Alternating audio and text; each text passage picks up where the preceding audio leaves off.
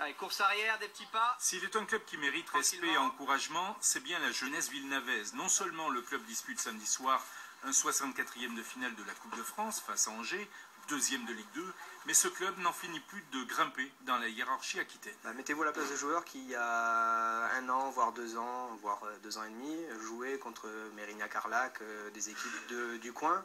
Et là, ils jouent contre le FC Nantes, ils jouent contre les Girondins de Bordeaux, ils vont jouer contre Angers, une Ligue 2. Je pense qu'il n'y a pas besoin de les mettre sous pression. C'est un club qui cultive dans son vestiaire ses anciennes gloires, et ce n'est pas par hasard. Les joueurs, c'est à 97%, c'est des joueurs de Villeneuve, formés à Villeneuve. Donc je veux qu'ils s'identifient vraiment tous au maillot et que les générations qui sont en train de passer dans ces couloirs regardent ces images. Et qu'au final, ils s'aperçoivent que la génération qui est arrivée depuis 3 ans, on va dire, qui a encore du potentiel, cette génération est en train de marquer l'histoire du club. Quoi qu'il en soit, l'avenue d'un des leaders de la Ligue 2 est un événement à Villeneuve-d'Ornon. C'est peut-être aussi une chance de passer le tour. Le match va être très compliqué. Bon, on n'a pas de pression parce qu'on joue une Ligue 2, donc si on perd, ce sera normal. Si on arrive à créer l'exploit, ce sera magique, magnifique, on surprendra tout le monde. Donc je pense qu'on aborde ce match sans pression et tout en y croyant.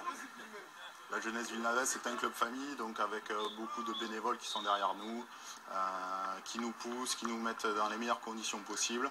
Donc voilà, un tout qui fait que ce match de Coupe de France, on va l'aborder dans les meilleures conditions possibles.